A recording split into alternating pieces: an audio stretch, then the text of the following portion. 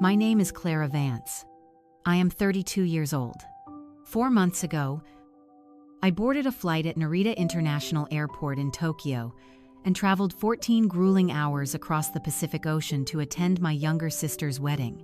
When I finally arrived at the stunning botanical gardens we had booked for the ceremony, my own parents stood like heavily armed guards at the wrought iron entrance and told me to turn around and leave immediately. They looked at me with absolute ice in their veins and said that only actual family members were allowed inside the venue. My mother looked me directly in the eye, her expression completely void of any maternal warmth, and said the words that would alter the course of my life forever. She said, "You were not invited to this wedding." I stood there frozen on the white gravel path. I was wearing a custom emerald silk dress I had purchased specifically for this day from a high-end boutique in Tokyo.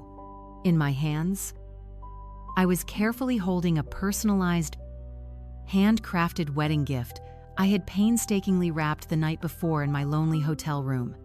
I watched my mother's face for any sign of a joke, any flicker of regret, or any hint of hesitation. There was absolutely no guilt whatsoever. There was no hesitation. It was just a heavy, iron door slamming shut in my face. But here is the part of the story that makes this entire situation completely absurd and borderline sociopathic. I had personally signed every single vendor contract for that luxurious wedding, every massive floral arrangement of imported white orchids, every catered meal featuring filet mignon, the professional string quartet, the massive photography package, and the grand botanical garden venue itself. My full legal name, my signature, and my premium credit card were on all of the official paperwork. I had paid the hefty $5,000 deposit months prior and had not thought twice about doing it for my family. 4 days after, she heartlessly turned me away at the gates. My mother called my phone. She did not call to offer a tearful apology. She called in an absolute blind panic about a final outstanding bill for $45,000. And the response I gave her that day was something she never at work, and if Goddard Browder does notably ever saw coming.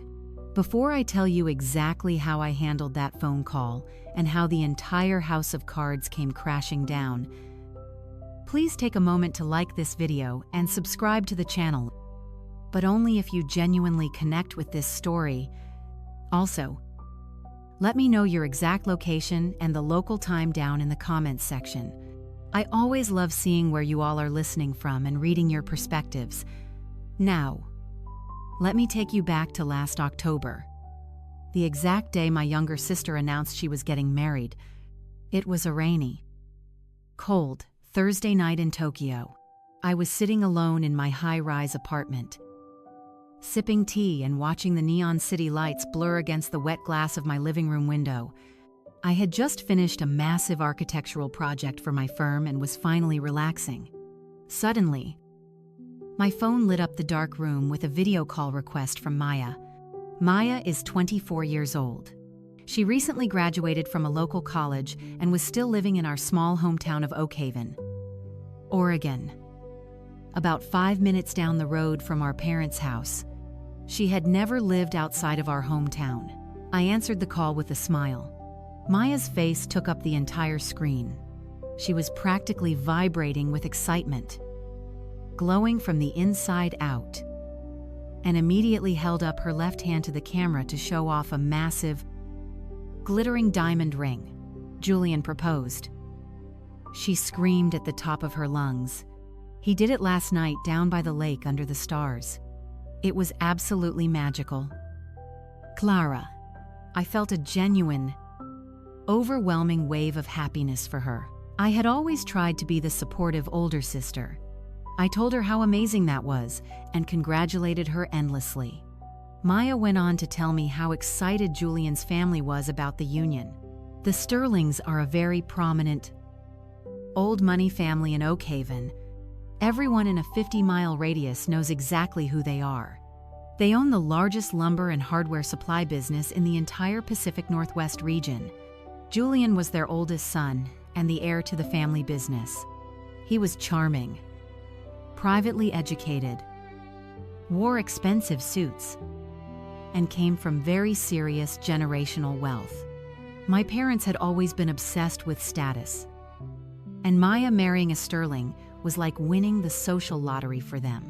Suddenly, my mother, Helen, leaned into the video frame.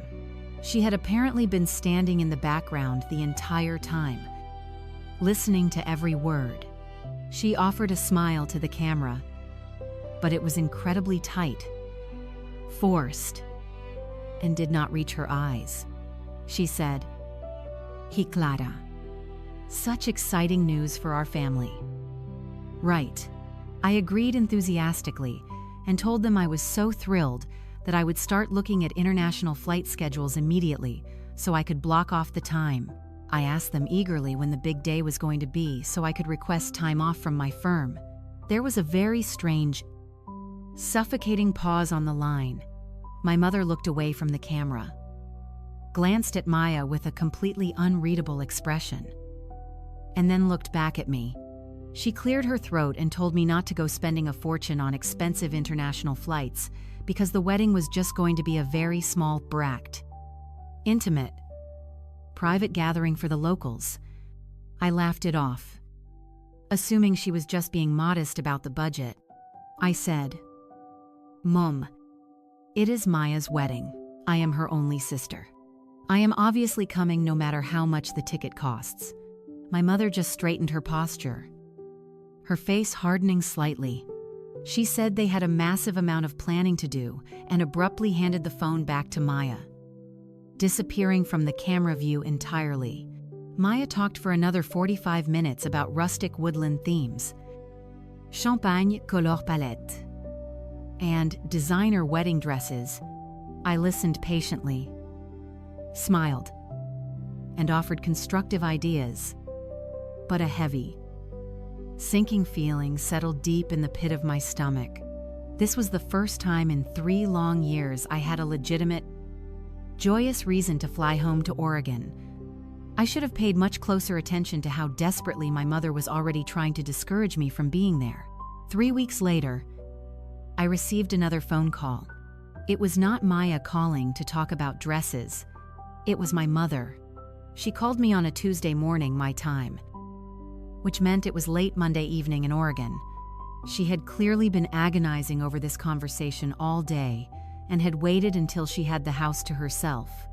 She told me, using a very serious tone, that she needed to discuss some pressing practical matters regarding the wedding. She explained that the Oak Haven Botanical Gardens, the most exclusive venue in the county, required a major credit card on file to secure the date for the upcoming spring. She sighed heavily, playing the victim, and said that she and my father Arthur had taken a massive hit on their credit score after a terrible business investment a few years ago. She added that Maya simply did not have the extensive credit history required to secure such a massive event space. I sat back in my ergonomic desk chair in my Tokyo office and closed my eyes. I knew exactly where this conversation was heading. I had been down this road many times before. She went on to say that the luxury catering company required the exact same financial guarantee, along with the high-end floral designer, the professional photographer, and the live entertainment. It was 5 separate vendor contracts in total. She told me they desperately needed someone with an excellent credit score to sign as the primary guarantor. She phrased it masterfully, framing it as an opportunity for me to step up and do my little sister a massive, life-changing favor. I asked her directly for the total amount we were discussing. She hesitated, then said the entire wedding production would cost around $50,000. But she quickly added that I would only need to put down $5,000 of my own money as an initial deposit right now. The remaining massive balance of $45,000 would simply be charged the week after the wedding concluded. Having $50,000 of financial liability resting entirely under my name was a massive, terrifying risk. I told her that was a staggering amount of money for a single day. She quickly moved to reassure me, utilizing that soothing, manipulative tone she had perfected over decades of getting exactly what she wanted. She promised me repeatedly that it was not my actual money on the line, just my good name and my credit rating on the documents to keep the vendors happy. She swore on her life that she and my father were in the process of securing a private loan from a local bank and that they would handle the final payments before my card was ever charged. She promised she would personally make sure it was all perfectly sorted out and that I would not pay a single dime beyond the deposit. I had foolishly fallen for these empty promises before. When I was 23 years old and fresh out of university, I drained my savings to pay off a massive credit card debt for my mother because she swore she would reimburse me within a month. She never paid me back a single cent. When I was 29, I wired them $6,000 for a so-called desperate medical emergency involving my father. That money miraculously ended up funding Maya's luxury European backpacking trip a month later. But I told myself this situation was entirely different. This was my little sister's wedding. This was a once-in-a-lifetime family milestone.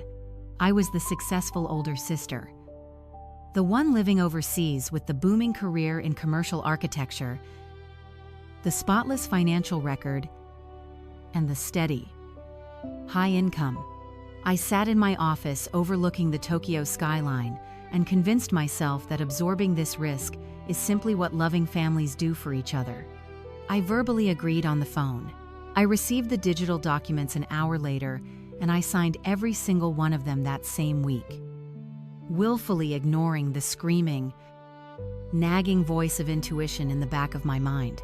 Over the next 4 exhausting months, the wedding planning completely consumed their lives, and I was forced to watch it all unfold from a massive geographic and emotional distance.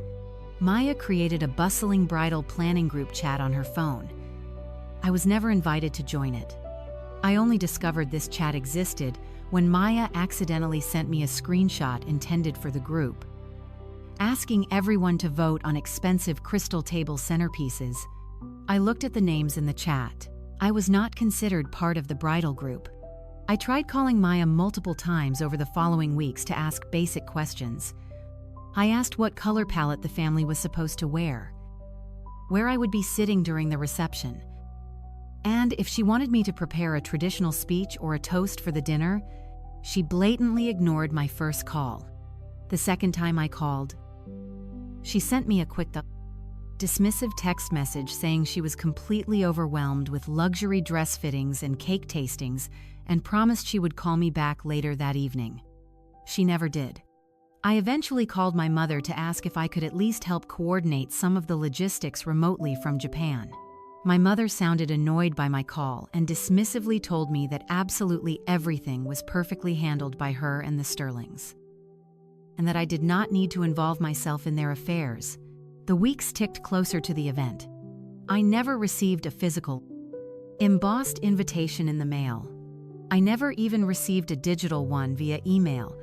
I sat in my apartment and desperately justified it to myself to avoid the creeping feeling of rejection. I was the biological sister of the bride. Immediate family does not need a formal piece of paper to know they are invited. Immediate family members are automatically the guests of honor. They probably just wanted to save money on postage. Or so I continuously thought to keep my sanity intact.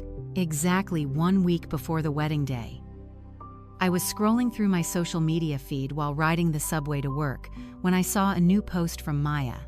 It was a carousel of professional photos taken at a stunning Actisay elite country club in Oakhaven. It was the official rehearsal dinner. Maya was wearing a breathtaking white silk cocktail dress, standing in the center of the room surrounded by all of her bridesmaids, Julian's wealthy extended family, and my beaming parents.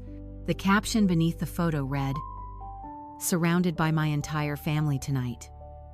Feeling so incredibly blessed to have everyone who matters right here with me." I stopped walking and stared at my glowing phone screen for a very long time. I zoomed in on the faces in the background of the photo. I analyzed every corner of the room. I was nowhere to be found. I had not even been informed that the rehearsal dinner was happening, let alone invited to attend it. My heart pounded in my chest. I almost picked up the phone right there on the train platform to call my mother and demand a furious explanation. But I stopped myself. I forced myself to rationalize the betrayal. I told myself that maybe extravagant rehearsal dinners were strictly meant for the bridal party and the in-laws. Maybe they assumed I would be far too jet-lagged to attend, since my international flight arrived late on Friday. I was twisting my own logic into knots, desperately trying to give them the benefit of the doubt because the alternative was simply too painful to accept. The very next morning, I packed my suitcases. I had officially used up an entire week of my hard-earned corporate vacation time for this journey. My round-trip international flights from Tokyo to San Francisco, and then the connecting flight up to Oregon, cost me just over $2,000. Because my parents had not offered me a place to sleep in my childhood home, I was forced to book a room at a charming, historic boutique hotel near the Botanical Gardens for 5 nights, which cost another $800 out of pocket. I had also spent weeks searching for the perfect gift and purchased a beautiful, handcrafted, vintage silver tea set that Maya had admired online many months ago. That cost me an additional $600. Before my feet even touched the soil of my hometown, I was personally out over $8,000, including the non-refundable wedding deposits, during the agonizingly long, 14-hour flight over the dark ocean. I opened a blank document on my laptop. I spent hours meticulously writing and rewriting a speech for the reception. I wanted it to be perfect. It was short, funny, and deeply emotional. I wrote beautifully about how Maya and I used to build massive blanket forts in the living room and pretend they were impenetrable castles, and how she was finally getting her real fairy tale ending. I practiced reading it quietly in my cramped airline seat, whispering the words over and over, hoping it would make everyone in the room smile and cry happy tears. When my plane finally landed in San Francisco for my grueling layover, I sent a quick, excited text message to my mother. I told her I was just one short flight away from home and could not wait to hug all of them. I stood near the crowded departure gate, clutching my phone, waiting for a reply. An entire hour slowly went by. Nothing. Just as the gate agent was calling my boarding group for the final flight to Oregon, my phone vibrated in my hand. It was a text from my mother. It did not contain any emojis. It simply said, "Very busy right now. See you tomorrow." That was it. There was absolutely no excitement. There was no wish for a safe final flight. There was no mention of how much they missed me. I looked at those 7 cold words for a long time while the passengers shuffled past me. I almost took a screenshot of the message and sent it to my best friend in Tokyo to ask if I was completely losing my mind. But I put the phone on airplane mode instead and walked down the jet bridge. I told myself to just grit my teeth, to get through the miserable travel exhaustion, and everything would instantly make sense tomorrow when we were all finally in the same room. I finally arrived at my hotel in Oregon very late on a Friday night. It was raining lightly. The older woman working the wooden reception desk checked my passport and smiled warmly at me. She asked if I was in town for the massive Sterling wedding event. It seemed the entire small town was buzzing with gossip about the wealthy family's extravagant party. I nodded politely and said yes. She remarked how breathtaking the floral arrangements were going to be and asked if I was a close friend of the bride. I swallowed a hard lump in my throat, looked away, and said something like that. My hotel room was cozy but lonely. I unpacked my heavy suitcases, carefully steaming and hanging up the deep emerald green silk dress I had bought in the Ginza district. I carefully placed the elegantly wrapped silver tea set on the wooden desk, sat heavily on the edge of the mattress, and tried calling Maya one last time. The phone rang 4 times and went straight to her automated voicemail. I sent a text to my mother asking exactly what time I should arrive at the botanical gardens the next day to help them set up. An entire hour later, she replied with a single, punctuated sentence. The ceremony starts exactly at 3 in the afternoon. She did not ask to meet me for a quick breakfast. She did not say my father wanted to see me. She just gave me a sterile timeline. I walked over to the dark hotel window and looked at my exhausted reflection in the glass. I had flown halfway across the world. I had drained thousands of dollars from my savings. I was legally and financially on the hook for $45,000 in luxury wedding expenses. And my own mother could only spare a handful of freezing cold words. The last time I had been back in Oregon was for my grandfather's funeral 3 long years ago. My mother had barely acknowledged my physical presence then. Either she had spent the entire wake catering to the wealthy neighbors and fawning obsessively over Maya. I vividly remembered standing near the buffet table when a distant relative approached and asked my mother how her children were doing in life. My mother had smiled her perfect practice smile and said, "Oh, Maya is doing wonderfully. She is my greatest joy and accomplishment." She did not even mention my name. She did not mention my career in Tokyo. Even though I was standing barely 3 feet away pouring coffee for the guests, I was completely invisible to her. I lay in the hotel bed that night staring at the ceiling, entirely unable to sleep. I started doing the brutal math in my head. The expensive international flights, the boutique hotel, the silver gift, the massive vendor deposits. But as the clock ticked toward 3 in the morning, the math became much darker.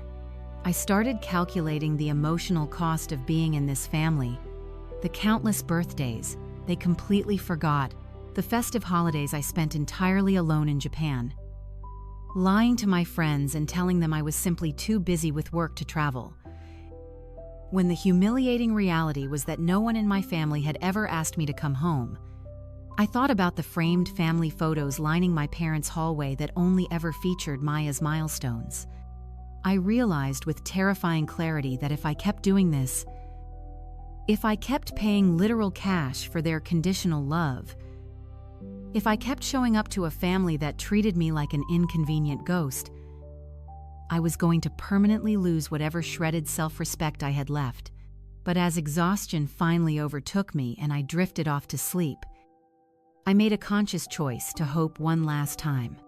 I desperately hoped that when I walked into that venue tomorrow, dressed beautifully and carrying a gift, everything would magically change. I hoped they would finally see me, woo me, and welcome me into the fold. Saturday finally arrived. It was exactly 2 o'clock in the afternoon. The sky had cleared up, and the sun was shining. The Oak Haven Botanical Gardens looked like something pulled directly out of a cinematic masterpiece. There were massive, ancient oak trees draped elegantly in thousands of white fairy lights. There were endless rows of blooming roses filling the air with perfume, and a grand, modern glass pavilion in the distance where the lavish reception would be held. The gravel parking lot was already filled with expensive imported cars and luxury SUVs. Guests dressed in tailored suits and flowing designer dresses were walking gracefully along the winding stone pathways. The air smelled of fresh pine trees and expensive cologne. I parked my modest rental car at the far edge of the lot, took a deep, steadying breath, grabbed the heavy silver-wrapped gift box, and began walking toward the main wrought iron entrance of the gardens. I saw my father first. Arthur was standing near the tall iron gates in a pristine, tailored tuxedo that probably cost more than my first car. He was laughing warmly with a group of older, wealthy men I did not recognize. As I walked closer, my heels crunching softly on the white gravel, he turned his head and made direct eye contact with me. I saw the color completely drain from his face in an instant. His warm smile vanished. He looked absolutely panicked. like he had just seen an apparition. He did not wave at me. He did not step forward to greet his eldest daughter. Instead, he quickly turned his back, put his head down, and walked swiftly through the gates. Completely disappearing into the milling crowd of guests, I kept walking, my heart beginning to pound violently against my ribs. I was barely 10 feet away from the grand entrance when my mother suddenly appeared from behind a tall hedge. She was wearing a stunning, custom silver gown that caught the afternoon light perfectly. Her hair was immaculately styled, but her face was twisted into a horrific mask of pure panic, desperation, and simmering anger. She walked directly toward me with alarming speed and stopped right in the middle of the narrow stone path, physically blocking my way forward. She did not open her arms for an embrace. She stood with her shoulders squared, acting like a concrete barricade. Clara. Her voice was a harsh, furious, venomous whisper. I forced a smile, my voice trembling slightly as I spoke. "Hi, Mom. I made it." She did not move an inch. "What exactly are you doing here?" she demanded, her eyes narrowing. I stared at her, completely confused by the hostility. "I am here for Maya's wedding," I said. Shifting the heavy gift box in my arms, my mother took an aggressive step closer, her eyes frantically darting around the pathway to see if any of the wealthy guests were watching our interaction. "You need to turn around and leave right now," she hissed through clenched teeth. The cruel words hit me like a physical, heavy blow to the chest. The silver gift in my hand suddenly felt like it weighed 100 pounds. My vision blurred slightly. I asked her what she was talking about, reminding her in a desperate, pleading tone that I had just flown 14 exhausting hours across the ocean to be here. She leaned in closer and told me to lower my voice. She aggressively whispered that important people were looking at us. I felt the hot tears welling up in my eyes, but I fought them back with everything I had. "Mom, I am your daughter," I pleaded, my voice cracking under the emotional weight. She leaned in until she was inches from my face, her voice dropping to a tone of pure, unadulterated ice. "Only immediate family is allowed inside today. You were not invited to this wedding." I froze completely. The beautiful world around me seemed to stop spinning. The wind stopped blowing. Well-dressed guests were casually walking past us, smiling and chatting about the beautiful weather, completely oblivious to the psychological execution happening on the pathway. My own mother was looking at me with pure contempt, as if I was a dangerous intruder who had maliciously come to ruin her perfect day of social climbing. I finally found my voice, though it sounded incredibly small. "Not invited," I repeated, the words tasting like ash in my mouth. I signed every single financial contract for this entire event. I paid the massive deposits with my own money. I am the literal reason this party is even happening. She looked at me with sheer, undeniable disgust. "This is not about money, Clara," she spat. "This is about keeping up appearances and doing what is appropriate for Maya's new family. Please do not make a dramatic scene and humiliate us in front of these people." I looked past her shoulder. Behind her, through the open iron gates, I could clearly see the gorgeous, towering floral arches I had paid for. I could hear the professional string quartet I had hired, tuning their elegant instruments. I saw my father standing entirely still in the far distance, looking intently at the ground, cowardly refusing to intervene and defend his own child. Suddenly, a tall, elegant woman approached from the inside of the venue gates. It was Eleanor Sterling, Julian's wealthy, imposing mother. She was draped in expensive designer clothing and heavy diamond jewelry, and she carried an air of absolute, unquestionable authority. She looked at my mother's tense posture, then looked critically at me. "Helen, dear, is everything all right out here?" she asked smoothly. Her sharp eyes assessing the situation, my mother's entire physical demeanor changed in a fraction of a second. It was terrifying to witness.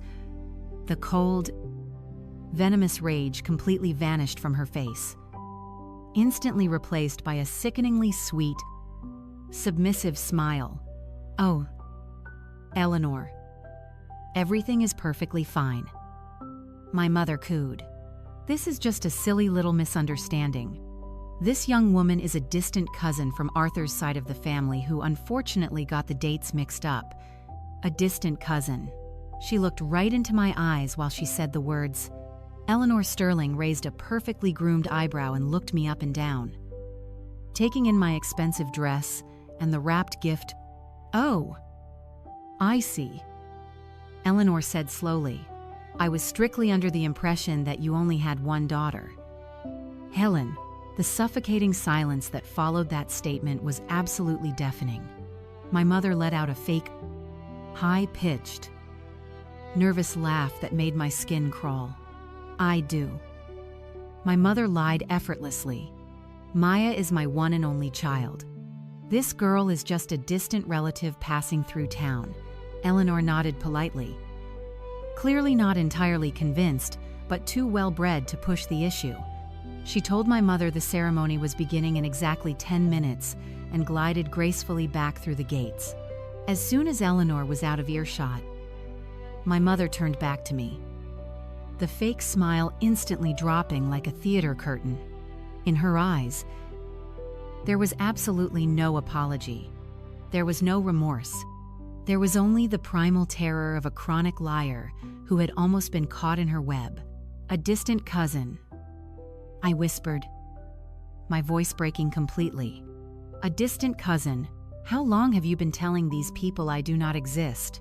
She did not answer my question. She just glared at me with pure hatred, silently begging me to vanish into thin air.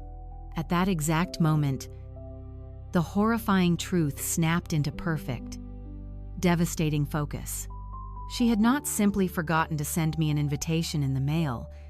She had actively, systematically erased my entire existence from her life. She had built a completely fraudulent new narrative for this wealthy salmon. Powerful family. She had crafted a narrative where she was the perfect, loving mother to a single, perfect, flawless daughter. My existence as the independent, distant older sister did not fit the pristine aesthetic she was trying to sell to the Sterlings. Every single instinct in my body screamed at me to push violently past her, walk straight down the rose-covered aisle, grab the microphone from the wedding officiant, and announce to the entire Sterling family exactly who I was and exactly whose credit card was paying for their lavish fairy tale party. I wanted to burn her meticulously crafted world to the ground, but I stood there and I looked at my mother's desperate, hateful, pathetic face. I looked at my father hiding in the background like a frightened child. I realized in a moment of profound clarity that causing a massive scene would not make them magically love me. It would not fix the deep brokenness inside of them. It would only make me look like the crazy, unhinged stalker they were pretending I was. I looked down at the beautiful silver gift resting heavily in my hands. I slowly bent my knees and placed the perfectly wrapped box gently on the low stone wall next to the gate. I stood back up and looked directly into my mother's eyes. "Keep the gift," I said, my voice completely dead and even. "Give it to Maya with my regards." My mother exhaled sharply, a pathetic sound of massive, overwhelming relief. She actually thought she had won the battle. "Thank you, Clara," she started to say, sickeningly attempting to sound maternal now that she had gotten her way. I immediately held up my hand and stopped her mid-sentence. "Do not try to explain anything to me," I said, my tone absolute zero. "I heard every single word you just said. I turned around and I walked away. I walked slowly and deliberately back down the beautiful white stone path. I walked past the blooming Fragrant Rose. I walked past the wealthy arriving guests who were laughing and drinking champagne. I reached my modest rental car, got inside, and slammed the door shut. I gripped the leather steering wheel until my knuckles turned pure white. And then the dam finally broke. The tears came in violent, gasping waves. I wept hysterically. I cried for the little girl inside of me who just wanted her mother's basic attention. And I cried for the successful adult woman who had foolishly spent 32 years trying to buy her toxic family's affection with money and compliance. I sat in that hot parking lot for 20 solid minutes, sobbing until I could barely breathe. I eventually rolled down my car window and listened silently as the beautiful string music began to play in the distance.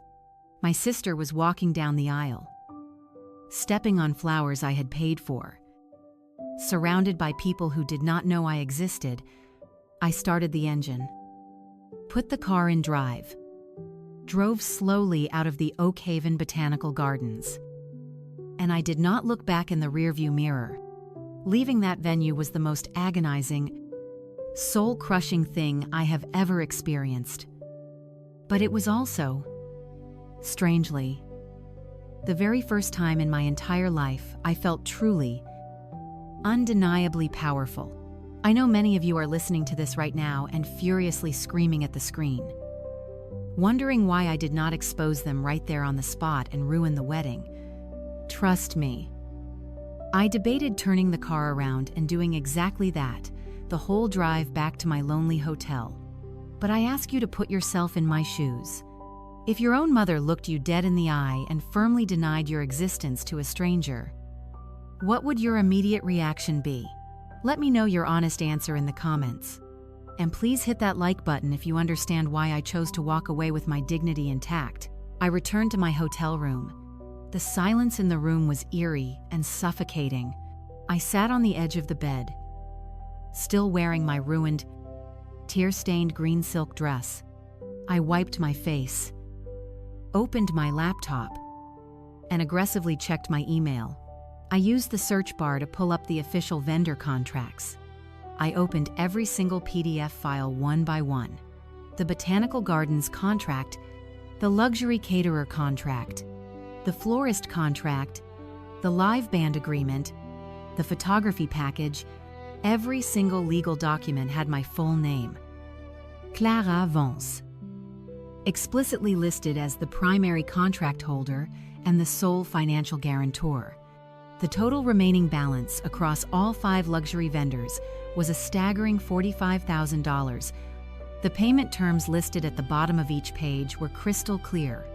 The remaining balance was due to be automatically charged to the credit card on file within exactly 72 hours of the event concluding. I stared at the terrifying numbers on the screen. $45,000 of my hard-earned money for a lavish party I was physically banned from attending. Later that evening, as the sun went down, I received a phone call. It was my Aunt Beatrice, my father's older, estranged sister. She is a tough, fiercely independent, no-nonsense woman who has never been afraid to put my mother in her place. I answered the phone, my voice raw from crying. "Clara, where on earth are you?" she asked loudly over the noise of the reception in the background. "I have been looking for you all evening at the tables." I took a deep shaky breath. I was there. Aunt Beatrice. I just was not allowed inside the gates. I broke down and told her everything. I told her about the cruel blockade at the entrance, the humiliating conversation with Eleanor Sterling, the disgusting lie about being a distant cousin, and the horrifying fact that my mother claimed to the Sterling family that Maya was her one and only child. Aunt Beatrice went completely dead silent on the other end of the line. I could only hear her breathing heavily, processing the absolute sheer audacity of the lie. When she finally spoke, her voice was shaking with an unholy rage. That evil, calculating woman, Beatrice whispered venomously. Clara, you need to hear this. During the dinner speeches tonight, your mother stood up, raised her champagne glass, and made a tearful public toast to her perfect, beautiful triangle of a family. She specifically named Arthur, Helen, and Maya. She said it directly into a microphone in front of 200 wealthy people. I thought it was incredibly odd and disrespectful. But I assumed you simply could not make the international flight. I told her it was fine, that I had accepted my fate. Beatrice snapped back immediately. It is absolutely not fine. It is unforgivable, and it is sick. Then she asked me a very specific, pointed question.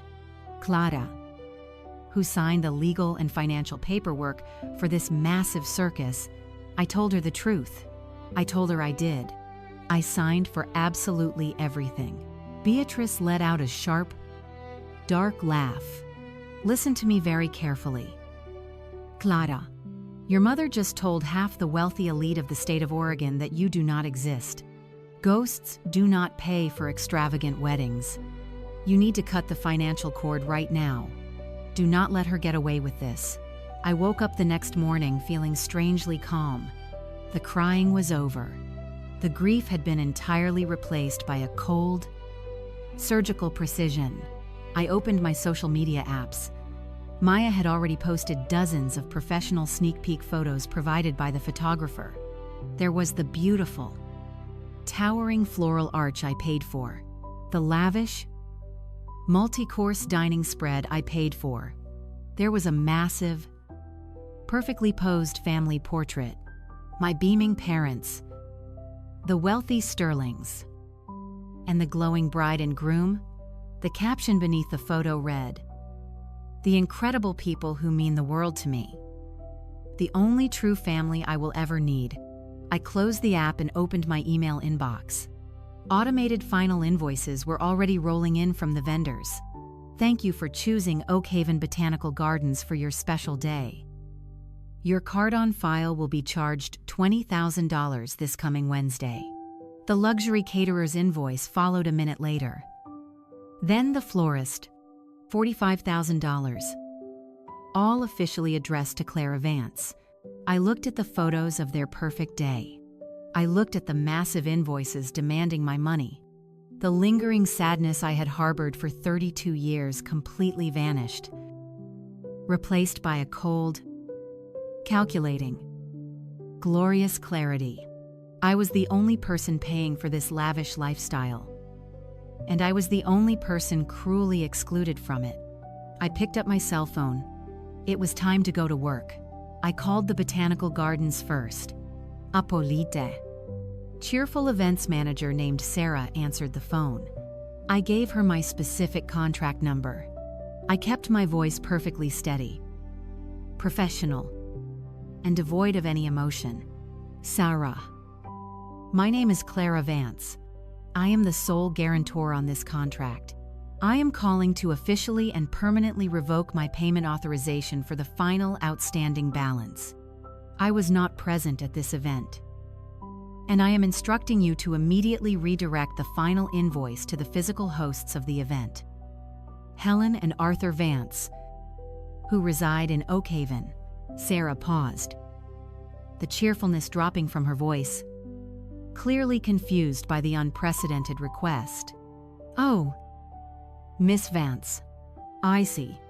Is there a dispute with the quality of the services provided yesterday? I replied calmly. Absolutely no dispute with your excellent services. I am simply revoking my financial authorization. The Vance family hosted the party, and they are responsible for the final bill. She nervously took down my exact instructions and said the billing department would update the account immediately.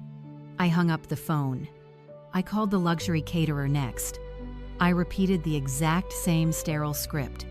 I called the expensive florist, the string quartet band, and the photographer within exactly 30 minutes. Sitting on my hotel bed, I had systematically removed my credit card from $45,000 of impending financial liability. I then immediately called my premium credit card company, reported the card as permanently lost, and had the account number completely changed and locked down.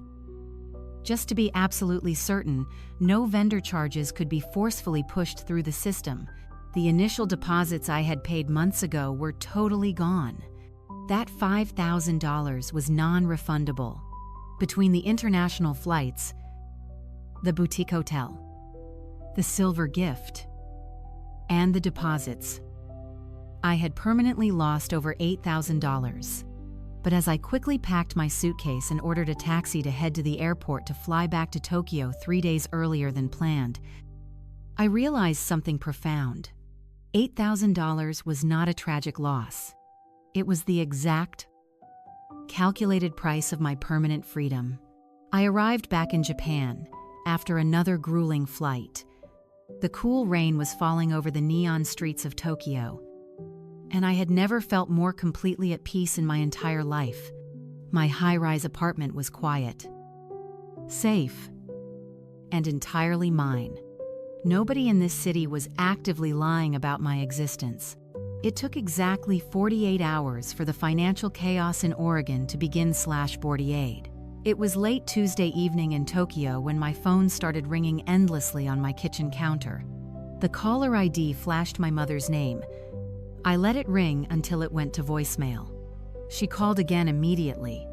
I finally picked up the phone. "Clara," she said, her voice dripping with thick, artificial sweetness. "Did you make it back to Japan safely?" "Honey," I stared out at the city lights and simply said, "I did." She cleared her throat nervously. "Listen, honey, the strangest, most frustrating thing is happening here. The venue manager just called me in an absolute panic, claiming you pulled your payment authorization from the file parlors. The remaining balance across all the vendors is massive. Clara, it is $45,000.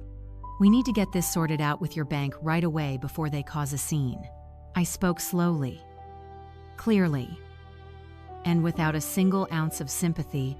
There is absolutely nothing for me to sort out. "Mom, you need to handle it yourself."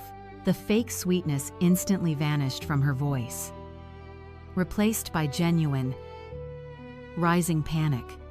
"What are you talking about? You legally signed the agreements. You promised."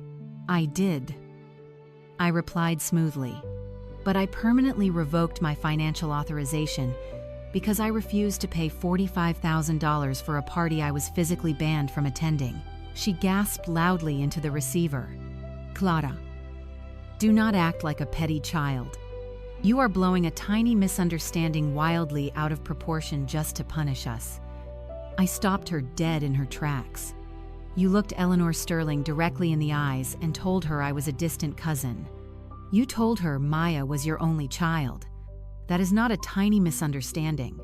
That is a calculated, malicious erasure of my life to serve your ridiculous social climbing agenda." She started breathing heavily into the phone, her anger boiling over. "After everything I have sacrificed to raise you, this is how you treat your own blood. You are going to intentionally bankrupt us over $45,000 just because your fragile feelings got hurt at the gate." I corrected her calmly. "I am not bankrupting you.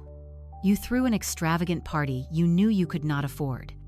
You told me I was not family. So the family's bills are no longer my problem. Good luck with the Sterlings." She screamed something unintelligible and hung up on me. She called back exactly an hour later, screaming so loudly the phone speaker distorted her voice.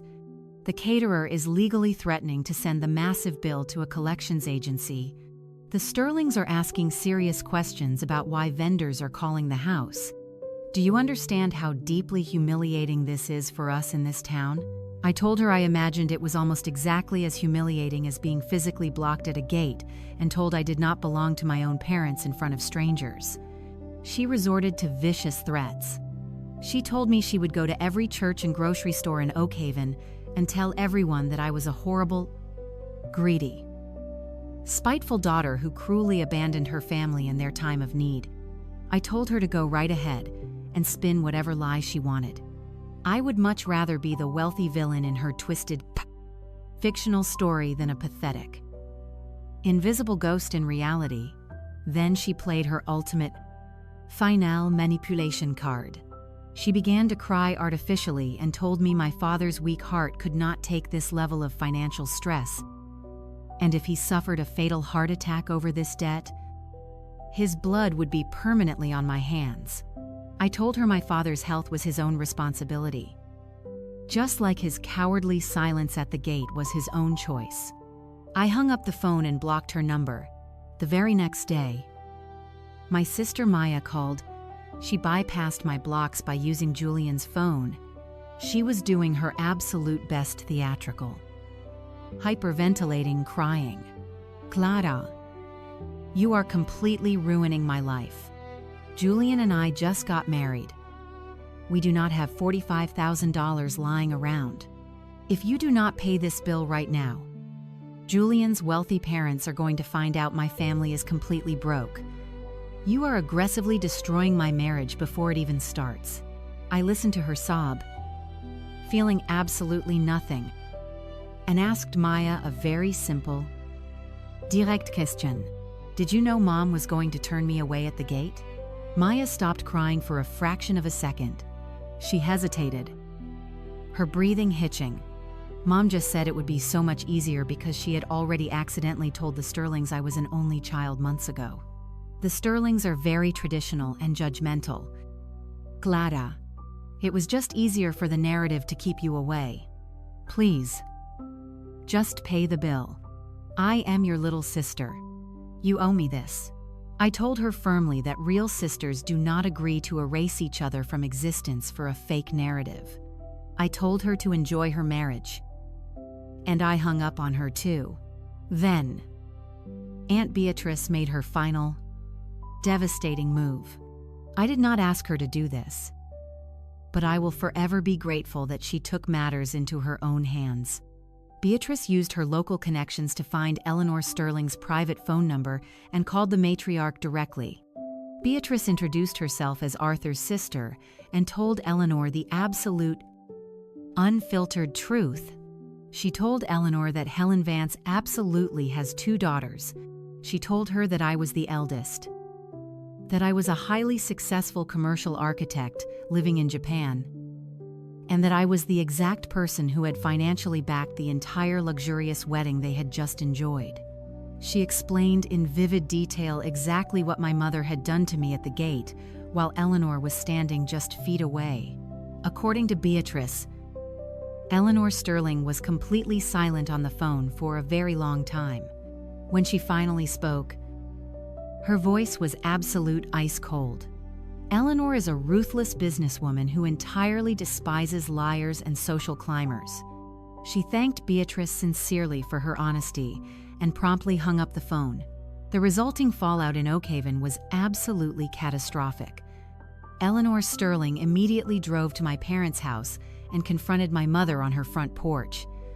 She told my mother that the Sterling family empire was built on absolute trust, transparency, and integrity, and that my mother had maliciously brought deceit and fraud into their family on day one. Eleanor flat out refused to help my parents cover a single dime of the $45,000 debt. Julian confronted Maya the moment he found out. They had a massive, plate-throwing screaming match during their very first week of marriage because Maya had shamelessly lied to him about her own flesh and blood sister just to seem more appealing. To avoid devastating legal action and lawsuits from the furious vendors, my parents were forced to prematurely liquidate a massive portion of their retirement savings, taking a huge tax penalty. Maya and Julian were forced to take out a high-interest personal loan to cover the remaining balance. The perfect, pristine fairy tale wedding instantly became a massive, suffocating financial anchor permanently tied around their necks. The juicy gossip spread through the small town of Oakhaven like a raging wildfire. Everyone in town quickly found out exactly what Helen Vance had done to her eldest daughter. People at the local grocery store actively stopped looking my mother in the eye. Longtime wealthy neighbors stopped inviting her over for afternoon coffee. The perfect, flawless image she had spent decades ruthlessly cultivating shattered into a million pieces overnight. She was an absolute pariah. I sent one final, drafted email to my parents and my sister. It was very short, highly professional, and entirely unemotional. I told them I had officially and permanently severed all financial and emotional ties with them. I wished Maya a tolerably happy marriage. And I told them that if they ever, under any circumstances, wanted a relationship with me in the distant future, it would require absolute honesty, grueling therapy, and a massive, public apology. It has been exactly 4 months since that horrible day at the Botanical Gardens. I have not heard a single spoken word from my mother. She is too deeply ashamed to face me. Maya sent me exactly one pathetic text message asking for $1,000 to help cover her rent because the loan payments were drowning them, which I promptly ignored and deleted. My father sent me a short plans in the Wund. Depressing email 2 months ago. He finally admitted he was a pathetic coward for not standing up for me at the gates. It was not a perfect apology, but it was a start. I am currently thriving in Tokyo. I recently received a massive promotion at my architectural firm and am leading my own team. I started intensive therapy to unlearn the toxic belief that my personal worth is permanently tied to how much money I can blindly give to people who do not fundamentally respect me. Cutting off my entire biological family was undoubtedly the hardest, most painful thing I have ever done. But it was also the most absolutely necessary. I learned the hard way that drawing a firm boundary is not an act of cruelty against others. It is an act of vital self-preservation. I paid $8,000 to finally find out exactly who my family truly was. And I saved $45,000 by refusing to let them use me as a human ATM anymore. I want to know what you honestly think about this situation. If you were standing in my shoes at those gates, would you have swallowed your pride and paid the $45,000 just to keep the peace and avoid the drama? Or would you have set the absolute boundary and walked away from your family forever? Drop the word pay or the word boundary in the comments section below. I will be reading and responding to all of them. If this long story resonated with you or helped you in any way, please hit like and subscribe to the channel for more stories about navigating highly toxic family dynamics and fiercely reclaiming your self-worth. Thank you so much for reading and listening to the very end of this long journey. I will see you all in the next video.